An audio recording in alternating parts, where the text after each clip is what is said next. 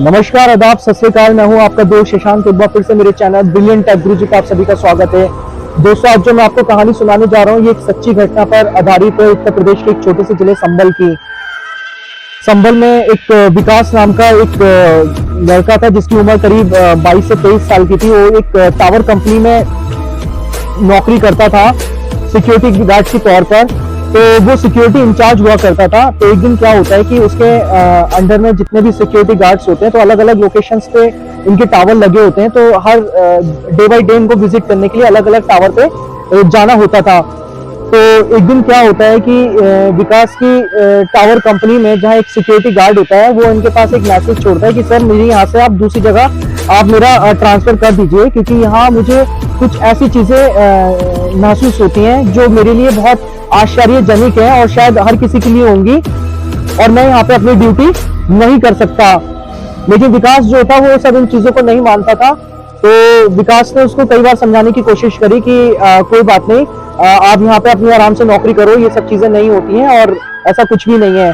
लेकिन ऐसे ही करते करते कुछ हफ्ते गुजर जाते हैं। उसके बाद में फिर उसके जो सिक्योरिटी गार्ड होते हैं, राम नाम होता है उनका, उसके बाद में वो उनको फिर से बोलते हैं कि सर, आप यहाँ पर आकर देखिए और आप महसूस करेंगे। लेकिन अक्सर ऐसा होता था कि विकास जब भी उस लोकेशन पे जाता था, तो जो सिक्योरिटी गार्ड बताता था कि यहाँ पे किसी लड़की की, किसी प्रेत आत्मा की रात में रोने की आवाज आती है, और उसने अक्सर अपनी आंखों से टावर पे किसी को बैठा हुआ भी देखा होता है। लेकिन जब विकास ये सच्चाई को पता लगाने के लिए जाता है, अपनी जांच पड़ताल करने के लिए, तो उसको अक्सर वहां पे कुछ भी महसूस नहीं होता था। और वो इस दौरान सिक्योरिटी गार्ड को ये बोलता है कि तुम्हारा मानसिक संतुलन ठीक नहीं है, तुम छुट्टी लेके अपने घर चले जाओ। उसके बाद में वहां पे कोई दूसरा सिक्योरिटी गार्ड आता है। उसके बाद उसको भी वही सारी चीजें महसूस होती है जो पहले सिक्योरिटी गार्ड को हुआ करते थे, राम को। उसने फिर विकास को बोला, दूसरे सिक्योरिटी गार्ड ने, कि सर, आप यहाँ पे कुछ घटी ऐसी चीजें होती हैं जो यहाँ पे हमारे लिए ड्यूटी करना मतलब हमें दिक्कत होती है और हमें यहाँ पे डर सा लगता है।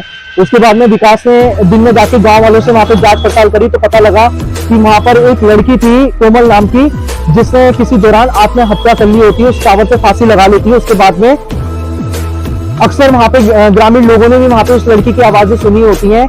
लेकिन एक अच्छी बात यह थी कि कभी भी उस प्रेत आत्मा ने कभी किसी को कोई नुकसान नहीं पहुंचाया होता है।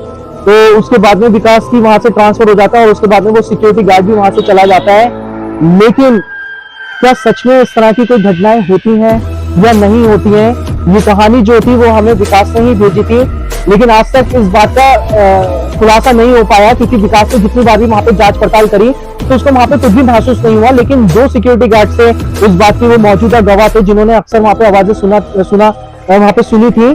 तो विकास का उसके बाद वहां से उस जगह से ट्रांसफर हो जाता है। उसके बाद में विकास अब दूसरी जगह है। तो ऐसा कुछ भी अभी उनके जीवन में ऐसा कुछ भी घटित हुआ है, तो ये बात हम लोगों ने आप लोगों के बीच में शेयर करी है, जो विकास ने हमें बताई थी। तो प्लीज कमेंट बॉक्स में आके बताएं इस बात में कितनी सच्चाई है। क्या सच में इस तरह की कोई चीजें होती हैं? क्या सच में प्रेत आत्माएं होती हैं या नहीं होती हैं? कमेंट बॉक्स में आके बताएं, और ज्यादा से ज्यादा हमारे चैनल को सब्सक्राइब कीजिए, लाइक कीजिए, शेयर कीजिए। धन्यवाद।